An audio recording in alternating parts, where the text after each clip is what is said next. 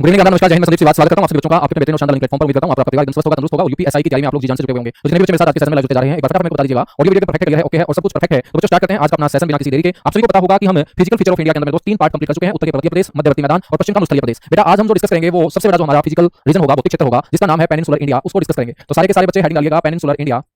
बच्चों इसे हम बोलते हैं हिंदी के अंदर प्रायद्वीपीय भारत। इसको क्या बोलते हैं? प्रायद्वीपीय भारत इसको बोलते हैं। मैं आप लोगों से पूछूं कि क्या होता है पेनिनसुलर इंडिया, प्रायद्वीपीय भारत, तो आप लोगों को पता होना चाहिए कि प्रायद्वीप जो शब्द है इसका मतलब क्या होगा। तो सबसे पहले तो पेनिनसुला शब्द का मतलब आपको पता होना चाहिए। पेनिनसुला यानी कि प्रायद्वीप। तो पेनिनसुला या प्रायद्वीप का मतलब होता है बच्चों तीन ओर जल से घिरा हुआ स्थल। तीन ओर जल से घिरा हुआ स्थल, कोई भी ऐसी जमीन जिसके तीन दिशाओं में आपको जल नजर आए, बच्चों उस जमीन को हम पेनिनसुला बोलेंगे, प्रायद्वीप बोलेंगे। ठीक है, इंग्लिश में हम बोल सकते हैं लैंड सराउंडेड बाय वाटर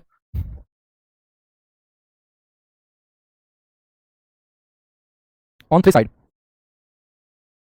तो बच्चों उसी को क्या कहा जाता है? पेनिनसुला कहा जाता है। बेटा आप अपने भारत के मैप को देखोगे, मानचित्र को देखोगे, तो आपको लेफ्ट हैंड साइड में पानी ही पानी नजर आएगा और लेफ्ट हैंड साइड में जो आपको पानी नजर आएगा, इस पानी को हम क्या बोल देते हैं? इस पानी को हम बोल देते हैं अरेबियन सी, यानी कि अरब सागर बोलते हैं। बच्चों ऐसे ही राइट हैंड साइड में आप देखोगे भारत के, तो यहाँ पर भी आपको पानी नजर आएगा।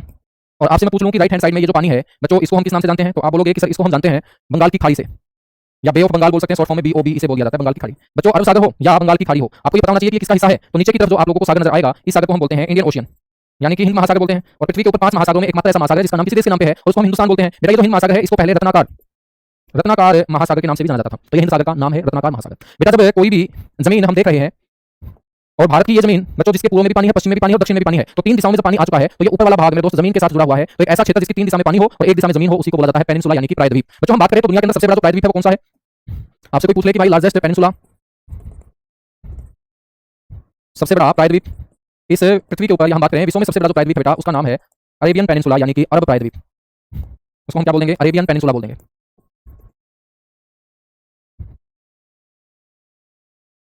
उसको हम क्या बोलेंगे? अरब प्रायद्वीप बोल देंगे। ठीक है, अब बच्चों हम बात करेंगे अपने वाले प्रायद्वीप के बारे में, उसका नाम क्या होगा? भारतीय प्रायद्वीप। तो प्रायद्वीप का मतलब आपके समझ में आ चुका है। अब हम बात करेंगे इंडियन पेनिनसुला की।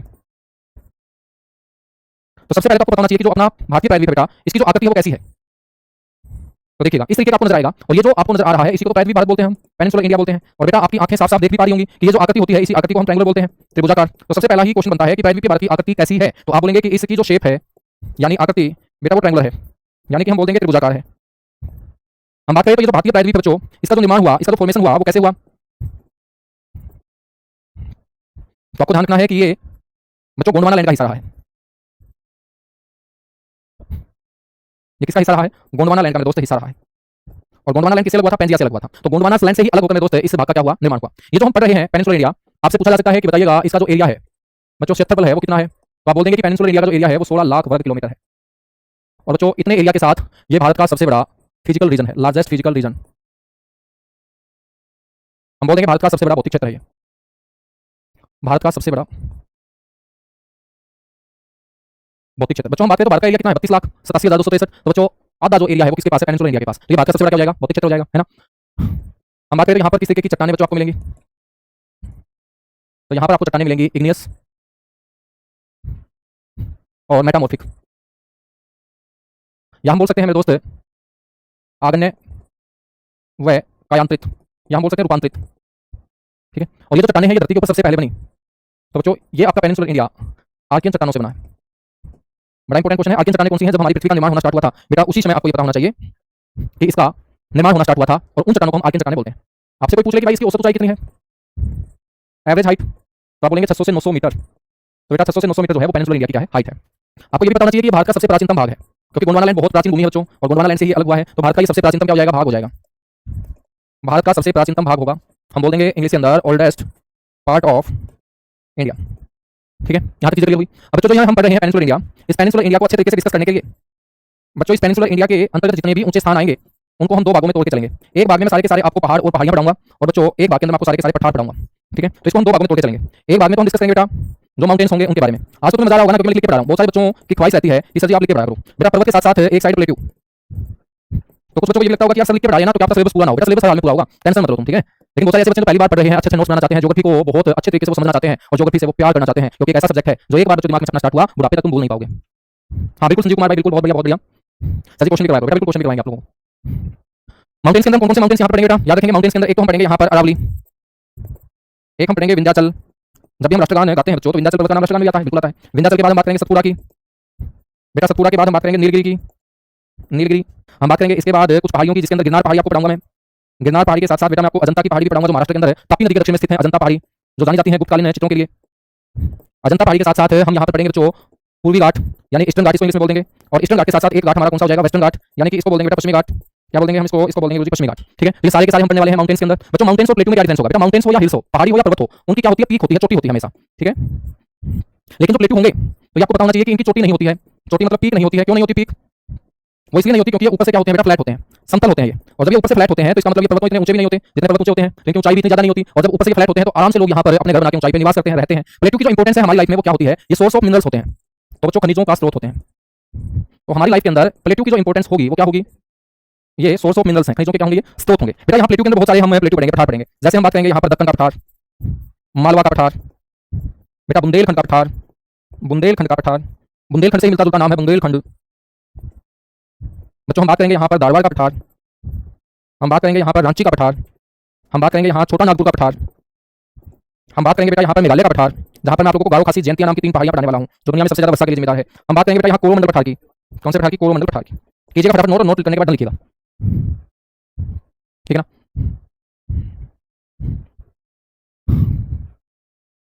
यहाँ तक चीजें एक बार सारे के सारे जो है ना अपने चेहरों को खिलाते हुए, ठीक है ना, हंसते हुए मेरे दोस्त एक बार कमेंट कीजिएगा और थम्स अप कीजिएगा सारे के सारे बच्चे। जो भगवान के सुंदर सुंदर चेहरे आप लोगों को देखे ना बेटा, ये मुंह फुलाने के लिए देखे, हंसने के लिए देखे हैं, ठीक है। और इसका इस्तेमाल सबसे ज्यादा रावण ने किया था। और आप देखते हो रावण कैसे मेरे दोस्त मुंह फाड़ फाड़ के हंसता था। तो कितनी भी टेंशन क्यों ना हो, यदि तुम मुंह फाड़ के हंसोगे तो बड़े से बड़ी टेंशन का बच्चों एक इलाज है, जोर जोर से हंसना। ठीक है, जब तुम हंसते हो तो सीधी सी बात है सामने वाला भी हंसेगा। रावण की तरह मेरे दोस्त आप लोगों को काम नहीं करने, हंसना है बस। ठीक है, कहीं तुम मेरे दोस्त किसी कारण कर लो, फिर मेरे दोस्त राम सर जो है ना वो धारा बताएंगे, भारतीय न्याय संहिता की कौन सी धारा के अंतर्गत लग पड़ेंगे फिर। ठीक है, हाँ ऐसे हंसा करो, बिल्कुल खिलाते चेहरे मेरे को दिखने चाहिए। पानी का पठार बेटा बात में नहीं है, ठीक है ना। हाँ ये तो वही बात होगी कि सर ऑस्ट्रेलिया बात में कहाँ है, बेटा पानी का पठार यहाँ नहीं है। पानी का पठार तो मैंने आप लोगों को अपने सिर के ऊपर बताया था, ठीक है। काराकोरम रेंज जहाँ मैंने पढ़ाई थी वहाँ ऊपर पानी की गांठ मैंने आपको पढ़ाई थी, जिसको मैंने बोला था रूफ ऑफ वर्ल्ड, बच्चों विश्व की छत कहा जाता है उसे। चलेगा आगे बढ़ेंगे बेटा। सबसे पहले हम माउंटेन्स उठाते हैं यहाँ से, और पहला माउंटेन्स में दोस्त लेते हैं अरावली। हेडिंग डालिएगा सबसे पहले अरावली। बच्चों अरावली जो नाम है ना, ये आप लोगों को पता होना चाहिए, ये इस पर्वत का नाम अरावली क्यों पड़ा। बच्चों इस पर्वत का नाम अरावली इसलिए पड़ा क्योंकि इस पर्वत के अंतर्गत जो भी पहाड़ियां चोटियां आती हैं वो लगातार नहीं फैली हुई, बल्कि बिखरी हुई फैली हुई है। बिखरी हुई फैलने का मतलब है कि बच्चों कुछ क्षेत्र में लगातार फैलती हैं, उसके बाद समतल मैदान आ जाता है, फिर दोबारा से पार्श्व हो जाते हैं, फिर समतल मैदान आ जाता है, फिर पार्श्व हो जाते हैं। तो इसकी जो भी चोटियां हैं, जो भी पहाड़ियां हैं ना बच्चों, बिखरी हुई हैं। और बिखरी हुई है तो उन बिखरी हुई चोटियों को यदि मैं एक शब्द के अंदर समेटना चाहूं तो बच्चों संस्कृत के उस शब्द को बोलते हैं अरावली। तो आपसे कोई पूछ ले कि अरावली किस भाषा का शब्द है, तो बेटा ये संस्कृत भाषा का शब्द है, जिसका मतलब होता है पहाड़ियों का बिखरा हुआ रूप। और इस रेंज के अंतर्गत पहाड़ियां बिखरी हुई हैं, इसलिए हमने संस्कृत का एक शब्द लिया इस क्षेत्र को डिफाइन करने के लिए, और बिखरे हुए इस रूप को हमने बोल दिया बेटा अरावली। क्या बोल दिया, अरावली। ठीक है ना, मान के चलिए ये अपना भारत है, मान के चलना है बच्चों भारत। ठीक है, हम बात करें सबसे पहले जो अरावली पर्वत है ना, ये आपको पता होना चाहिए कि भाई ये विश्व का सबसे प्राचीनतम पर्वतों में से एक है। तो भारत का तो अपने आप प्राचीनतम हो जाएगा जब मैं विश्व के प्राचीनतम पर्वतों का जिक्र कर रहा हूं। तो विश्व के प्राचीनतम पर्वतों में से एक, आज तो इंग्लिश मीडियम वाले भी बड़े खुश हो रहे होंगे ना, साथ ही साथ इंग्लिश में भी बता के चल रहा हूं। तो आप बोलेंगे ओल्डेस्ट माउंटेन ऑफ वर्ल्ड, क्योंकि कई दिनों से मैं देख रहा हूं कि मेरे बच्चे जो हैं थोड़े से नाराज चल रहे हैं कि इंग्लिश वाले बोलते हैं, इंग्लिश में नहीं करवाते, हिंदी वाले बोलते हैं कि सर जी लिख के नहीं करवाते। ठीक है, तो आज सारे बच्चों को खुश करेंगे क्योंकि दिवाली का टाइम है बच्चों, और आपके चेहरे हमेशा खिलखिलाते रहें फाइनल सिलेक्शन तक। विश्व के प्राचीनतम पर्वतों में से एक है। बेटा मैं आपसे पूछूं कि इसका जो निर्माण हुआ था वो कब हुआ था, मतलब अरावली का जो फॉर्मेशन हुआ, निर्माण हुआ बेटा कब हुआ, तो सारे के सारे बच्चों को किलकी मार के बताना है कि सर इसका निर्माण हुआ था प्री कैम्ब्रियन पीरियड के अंदर, प्री कैम्ब्रियन समय में। ठीक है बच्चों, ये प्री कैम्ब्रियन क्या है, बच्चों ये प्री कैम्ब्रियन जो है ना, जब हमारी पृथ्वी का निर्माण हुआ तो मेरे दोस्त उसी समय को हम प्री कैम्ब्रियन समय बोलते हैं। जैसे आपसे पूछ ले कि पृथ्वी का निर्माण कौन से समय में हुआ, हमारी पृथ्वी जो है बेटा वो कौन से समय में बनी, तो आप बोलेंगे प्री कैम्ब्रियन। और जब पृथ्वी बनी है तो वो सबसे पहला समय होगा ना, प्रथम युग और सबसे लंबा युग, longest time period and first time period, या एरा भी बोल सकते हैं, सबसे लंबा युग। ठीक है, उसी को हम बोलते हैं प्री कैम्ब्रियन। क्या बोलते हैं, प्री कैम्ब्रियन। बच्चों हम बात करें तो इसका तो निर्माण हुआ प्री कैम्ब्रियन युग के अंदर। आपसे पूछा जा सकता है कि ये किस प्रकार का पर्वत है, मतलब टाइप क्या है इसका। बच्चों जब हमने हिमालय पढ़ा था तो हिमालय का कौन सा टाइप मैंने बताया था कि हिमालय जो है ना वो एक फोल्ड माउंटेन है। अब हम पढ़ रहे हैं अरावली, तो बेटा अरावली का जो टाइप होगा वो रेजिडुअल माउंटेन होगा ये। ठीक है, रेजिडुअल माउंटेन। रेजिडुअल माउंटेन को हिंदी में बोलेंगे अवशिष्ट पर्वत। क्या बोलेंगे बेटा, अवशिष्ट पर्वत बोलेंगे, सो रेजिडुअल माउंटेन। ठीक है सर जी, अवशिष्ट पर्वत क्या होता है, तो इस अवशिष्ट पर्वत को समझाता हूं। मान के चलिएगा कि यहाँ पर बच्चों पर्वत फैला हुआ है, और इसी पर्वत को हम क्या बोलते हैं, इसी पर्वत को हम अरावली बोलते हैं। बिल्कुल बोलते हैं सर। बच्चों यदि हम इसे अरावली बोलते हैं तो यहाँ पर सूर्य देवता बहुत खतरनाक तरीके से चमकते हैं, और बेटा जब भी सूर्य देवता खतरनाक तरीके से चमकते हैं तो सीधी सी बात है इस पर्वत के ऊपर सूर्य देवता क्या डालेंगे, गर्मी डालेंगे, क्योंकि सूर्य के पास क्या है बच्चों, गर्मी ही है। बाकी सूर्य के पास और कुछ नहीं है, गर्मी है। बच्चों गर्मी के साथ साथ यहाँ पर पहले बच्चों ये क्या मैंने छाप दिया बेटा, इसको बोलते हैं बादल, क्लाउड। और बादल क्या करेंगे, बादल करेंगे बेटा बारिश। क्या करेंगे, बारिश। तो जहां पर ये अरावली फैला हुआ है, यहाँ पर पहले गर्मी बहुत खतरनाक पड़ती थी, गर्मी तो आज भी खतरनाक पड़ती है, लेकिन गर्मी के साथ साथ यहाँ बारिश भी बहुत ज्यादा होती थी बेटा। ठीक है, लेकिन आज बारिश इतनी राजस्थान में हम नहीं सुनते हैं, लेकिन पहले बारिश भी ज्यादा होती थी यहाँ। तो ज्यादा गर्मी और ज्यादा बारिश होने के चलते बच्चों ये जो क्षेत्र है जहां हम अरावली पढ़ रहे हैं, तो इस अरावली पर्वत की जो चट्टानें हैं वो कमजोर होकर टूटना शुरू हो जाती है। क्या होती है, कमजोर होकर टूटना। अब आप बोलोगे कि गर्मी और बारिश से कैसे चट्टानें कमजोर हो सकती हैं। बेटा मान के चलिएगा कि आप बहुत तेज धूप में खड़े हो, और मेरे दोस्त तेज धूप में खड़े खड़े अचानक वहां पर बारिश आ जाए, फिर बेटा बारिश रुक जाए तो धूप तो लगातार आपके शरीर पर पड़ेगी, फिर मेरे दोस्त थोड़ी सी समय बाद फिर बारिश हो जाए, फिर धूप पर आपके शरीर के ऊपर बारिश आए, फिर धूप पर बच्चों आपके क्या हो जाएगा, आपकी दोनों नाक बहना शुरू हो जाएंगी। बच्चों आपके अंदर बुखार, फीवर का अनुभव आपको होना शुरू हो जाएगा, आपके आलस आ जाएगा, हड्डियों के अंदर जकड़न आ जाएगा, बच्चों उसको निमोनिया बोलते हैं। और जब निमोनिया हो जाएगा तो शरीर टूटना शुरू हो जाएगा बुखार में। ऐसे ही बच्चों इन पहाड़ों को निमोनिया हो जाता है, बहुत ज्यादा गर्मी और बारिश के चलते, और ये पहाड़ कमजोर होकर टूटना शुरू हो जाते हैं। और ऐसे पहाड़ जो कमजोर होकर टूटना शुरू हो जाए उसको हम अवशिष्ट पर्वत बोलते हैं बेटा, रेजिडुअल माउंटेन बोलते हैं। क्या बोलते हैं? अवशिष्ट पर्वत बोलते हैं। और आप सभी ये जानते होंगे ना कि बच्चों ये अरावली इतना कमजोर हो चुका है कि इसको तोड़ तोड़ के हम सबने अपने घरों में बिछा लिया है। आपके घरों के अंदर जो मार्बल है, आपके घरों के अंदर दोस्त जो रसोई में ग्रेनाइट पत्थर लगा हुआ है, वो तुम हिमालय से तोड़ लेके आए हो बेटा। वो कहां से लेके आते हो? तुम अरावली से। तो अरावली से ही तो पूरे भारत के घरों के अंदर मार्बल और ग्रेनाइट लगा हुआ है। और बच्चों को क्यों लगा हुआ? क्योंकि यहाँ पर पत्थरों को तोड़ना आसान होता है, लोगों ने तोड़ तोड़ के अरावली को खत्म करने के ऊपर उतारू है। तो ऐसे पर्वतों को हम क्या बोल देंगे? अवशिष्ट पर्वत बोल देंगे। समझ आई बात? आगे समझ में आगे आ जाओ। अब हम बात करते हैं इसका विस्तार कहाँ है, एक्सपेंशन। तो आपको बताना चाहिए कि इसका जो विस्तार है बेटा वो लगभग 800 किलोमीटर में है, लगभग 800 किलोमीटर में ये फैला हुआ है। और बेटा 800 किलोमीटर में कहां से कहां तक फैला हुआ है? पालनपुर नाम की जगह पड़ती है गुजरात में, वहां से ये शुरू हो जाता है। पालनपुर गुजरात से शुरू होकर हम बात करें तो ये आगे आता है राजस्थान में। और बच्चों इसका 80% भाग राजस्थान में ही है। तो आपको ध्यान रखना है कि बच्चों इसका सबसे ज्यादा जो विस्तार है वो आपके कौन से राज्य में है? तो अरावली का सबसे ज्यादा विस्तार राजस्थान में है। राजस्थान के बाद हम बात करेंगे, आगे चलेंगे तो बच्चों आएगा आपका मध्य प्रदेश कहां से आ गया? हाँ, राजस्थान के बाद आ जाओ बेटा तुम हरियाणा। और हरियाणा के बाद इसका जो विस्तार होगा बच्चों वो मंजनू के टीला। मंजनू का टीला तुमने सुना है? नहीं सुना गुरुजी? फिर क्या सुना तुमने बेटा? मंजनू का टीला दिल्ली के अंदर है। तो मंजनू के टीला तक मेरे दोस्त इसका विस्तार है 800 किलोमीटर में। कितने किलोमीटर में? 800 किलोमीटर में। ठीक है ना? तो पालनपुर गुजरात से शुरू हो जाता है। तो बच्चों हम मैप के ऊपर देखें तो याद रखना ये इस तरीके से फैला हुआ है। ठीक है ना? तो बच्चों यहाँ पर पालनपुर है, पालनपुर गुजरात बेटा। यहाँ पर राजस्थान है, राजस्थान के बाद यहाँ पर हरियाणा है, हरियाणा के बाद यहाँ पर बच्चों मंजनू का टीला है यानी कि दिल्ली। ठीक है? अब आपको यहाँ पर ध्यान रखना है कि जब भी हम हरियाणा का जिक्र करेंगे तो हरियाणा के अंदर में दोस्त इनको हम क्या बोलते हैं? मेवाती पहाड़ी। तो जो भी अरावली रेंज फैली हुई है हरियाणा के अंदर बच्चों उनको हम बोल देते हैं मेवाती हिल्स। क्या बोलते हैं? उनको हम मेवाती हिल्स बोल देते हैं। तो याद रखेंगे कौन सी हिल्स? मेवाती हिल्स बोल देते हैं। ठीक है? हम बात करें तो दिल्ली के अंदर क्या बोलते हैं? रायसीना हिल, रायसीना पहाड़ी बोल देते हैं बच्चों। आपसे पूछ ले कि रायसीना पहाड़ी किसका हिस्सा है? अरावली रेंज का हिस्सा है। और बच्चों इसी रायसीना पहाड़ी के ऊपर देश का पहला नागरिक अपने परिवार के साथ रहता है। और बच्चों देश का पहला नागरिक राष्ट्रपति होता है। और राष्ट्रपति जिस भवन में रहेगा उसी को तो राष्ट्रपति भवन बोलेंगे बच्चों। इसको पहले वायसराय भवन के नाम से जाना जाता था क्योंकि राष्ट्रपति का जो पद है वो वायसराय का ही तो पद है बच्चों। ठीक है? जो अंग्रेज वायसराय का पद बोलते थे उसी को हम राष्ट्रपति बोलते हैं। समझ आई बात? ठीक है बच्चों, हम बात करते हैं राजस्थान की। तो बेटा राजस्थान कहाँ है? ये रहा गुरुजी राजस्थान। तो राजस्थान एक बड़ा क्षेत्र है। तो राजस्थान के अंदर आपने एक जगह सुनी होगी उदयपुर बेटा, उदयपुर जिसको जिलों का नगर बोलते हैं उदयपुर। ठीक है? उदयपुर के अंदर यहाँ जो पहाड़ी फैली हुई है उसको बोलते हैं जग्गा पहाड़ी। क्या बोलते हैं? जग्गा पहाड़ी। और बेटा ये जो जग्गा नाम की पहाड़ी है ना, तुम्हें पता होना चाहिए कि यहाँ से एक नदी निकलती है, उस नदी का नाम है साबरमती नदी। बच्चों ये वही नदी है जिसके किनारे महात्मा गांधी ने अपना आश्रम स्थापित किया था, जिसको हम साबरमती आश्रम बोलते हैं। ठीक है? ये आपको जानना है। तो बेटा origin point of Sabarmati river कौन सी हिल होगी? जग्गा हिल। और इन्हीं जग्गा पहाड़ियों को हम जिक्र करें तो ये अरावली रेंज का हिस्सा है, लेकिन उदयपुर के अंदर इनमें हम जग्गा बोलते हैं। क्या बोलते हैं? जग्गा बोलते हैं। ठीक है ना?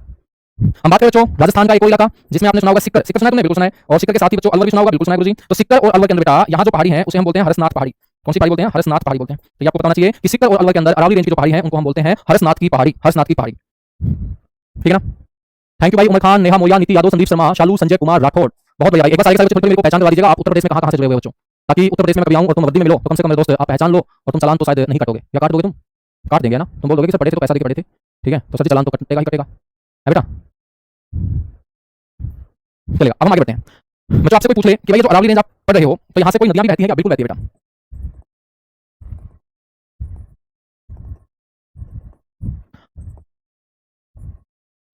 बेटा ये जो अरावली रेंज हम पढ़ रहे हैं ना, तो आपको बताना चाहिए कि इसके पूर्व में और पश्चिम में कुछ नदियां बहती हैं। यदि मैं बात करूं कि पूर्व में कौन सी नदी है, तो आपको याद रखना है कि पूर्व के अंदर एक तो माही रिवर है बच्चों, माही एंड लूनी। ठीक है? और बात करें बच्चों वेस्ट के अंदर, पश्चिम के अंदर, पश्चिम का मतलब समझते हो तुम? लेफ्ट हैंड साइड उल्टे हाथ की तरफ। तो पश्चिम के अंदर बेटा आप बनास रिवर, बनास नदी। बनास नदी जो है ना, ये एक ऐसी नदी है राजस्थान की जो अपना संपूर्ण कालचक्र राजस्थान में ही पूरा करती है। और बच्चों ये अपना पानी गिरा देती है किसके अंदर? चंबल नदी के अंदर। चंबल की ट्रिब्यूटरी है बनास। ठीक है ना? बहुत बढ़िया, बहुत बढ़िया। शहीदों की नगरी से हम जुड़े हुए हैं, काबिल तारीफ है मेरे दोस्त।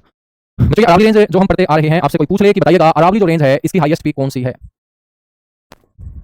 मेरे दोस्त इस अरावली रेंज की जो हाईएस्ट पीक है वो आपकी गुरु शिखर है, गुरु शिखर। और कोई आपसे पूछ ले कि सर ये गुरु शिखर कहाँ पर है, तो हम बता देंगे ये माउंट आबू क्षेत्र में है।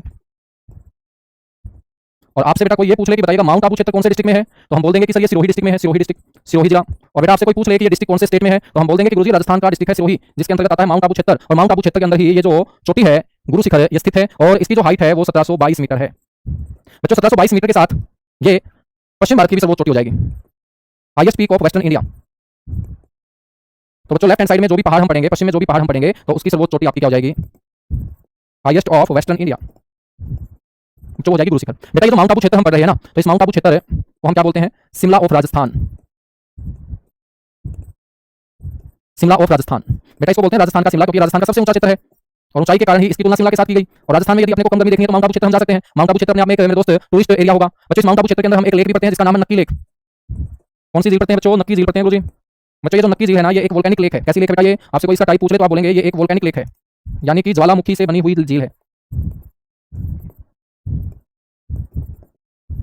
ठीक है मेरे दोस्त, हम बात करेंगे तो यहाँ पर आपको दिलवाड़ा के जैन मंदिर भी देखने को मिलेंगे माउंट आबू में, बिल्कुल देखने को मिलेंगे। तो बेटा याद रखेंगे दिलवाड़ा के जैन मंदिर। ठीक है? ये जो हम पढ़ रहे हैं माउंट आबू क्षेत्र, इस माउंट आबू क्षेत्र में बच्चों एक दर्रा भी है। गुरुजी माउंट आबू क्षेत्र में कौन सा दर्रा है बच्चों? उसका नाम है गोरान घाट। एक बार सारे के सारे बच्चे थम्स अप करेंगे जिनको मजा आ रहा है पढ़ते हुए, नई नई बातें सीखते हुए। तो बेटा गोरान घाट नाम का जो पास होगा, क्योंकि जब हम यहाँ पर पर्वत पढ़ेंगे तो पर्वतों के बीच आने जाने का रास्ता भी मिलेगा। बहुत बढ़िया भाई, अवधेश कुमार शिवमित्रा एमडी लाइब्रेरी से दोगा, बहुत अच्छे शानदार जबरदस्त मेरे दोस्त है। तो यहाँ पर एक पास भी है गोरान घाट नाम का पास, ठीक है। इसके अलावा मेरे दोस्त है अरावली रेंज के अंदर एक और पास आपको पढ़ लेना चाहिए, पीपली घाट। तो एक और दर्रा बच्चों, हमने हिमालय के अंदर बहुत सारे दर्रे पढ़े, तो अब हम पर्वत पढ़ेंगे तो यहाँ पर भी तो दर्रे पढ़ेंगे बेटा।